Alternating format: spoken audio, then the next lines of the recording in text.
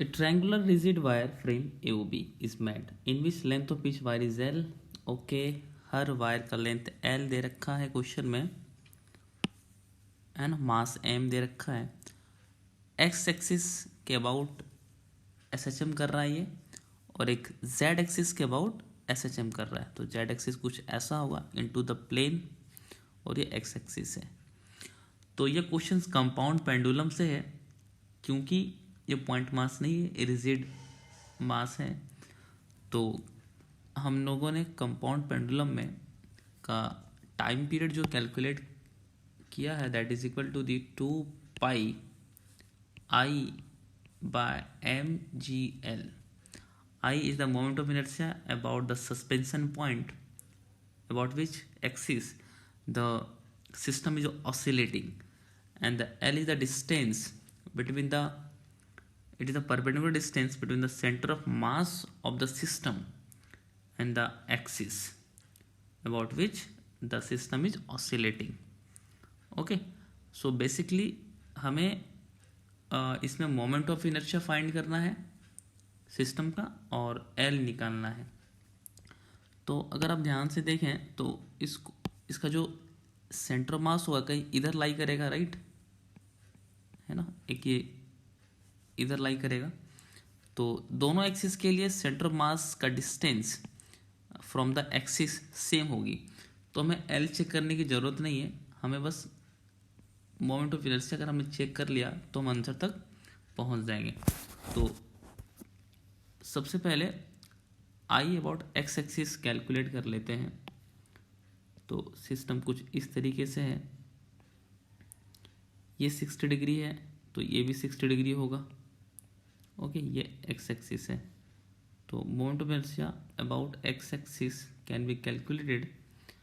दो वायर जो हैं, ये दोनों वायर एक्सिस के साथ 60 डिग्री का एंगल बना रहा है, तो ये कुछ ऐसा आ जाएगा ml²/3 साइन स्क्वायर 60। ओके, और ऐसे ऐसे दो वायर हैं, प्लस तीसरा वायर ये वाली है, और एक्सिस से हर point mass on the wire इस वाले डिस्टेंस पे, ये वाला डिस्टेंस है ना, और ये डिस्टेंस की वैल्यू हम कैलकुलेट कर सकते हैं। ये 60 डिग्री है तो ये हो जाएगा √3/2L, राइट। इट मीन्स ये जो डिस्टेंस है L sin 60 है। तो M इंटू √3/2L का स्क्वायर। चलो थोड़ी सी मैथमेटिक्स निकाल लिया जाए, ये आ जाएगा इंटू √3/2 का होल स्क्वायर करेंगे, और ये 3/4 ml²/3 into 3/4 into 2, 3/4 ml²। 3 cancel हो गया, तो ये 3 2 5/4 ml² आ गया।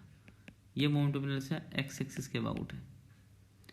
Okay, now we are going to find the moment of inertia about Z axis. ये भी आसान है, इस एक्सिस के अबाउट, राइट। तो आई जेड आ जाएगा 2 इंटू ml²/3 प्लस ये तीसरा वायर है, इसका सेंटर ऑफ मास के अबाउट ml²/12 हो जाएगा, और इसको यहाँ से यहाँ ट्रांसफ़र करा देंगे ये डिस्टेंस से।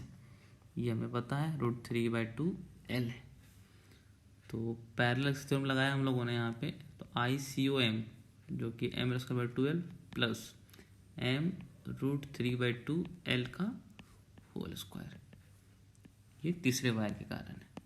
तो 2/3 ml² plus ml²/2L plus 3/4 ml², right.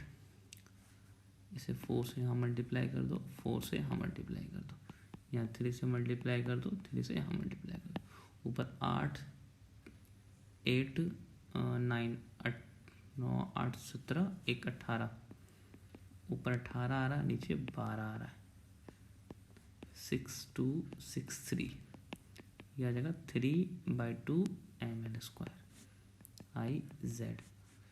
तो ये आई थिंक 1.5 ml² है और ये कुछ वैल्यू 1.25 है। तो I Z is greater than Ix. Okay, so the option number will be 2. It's a good question.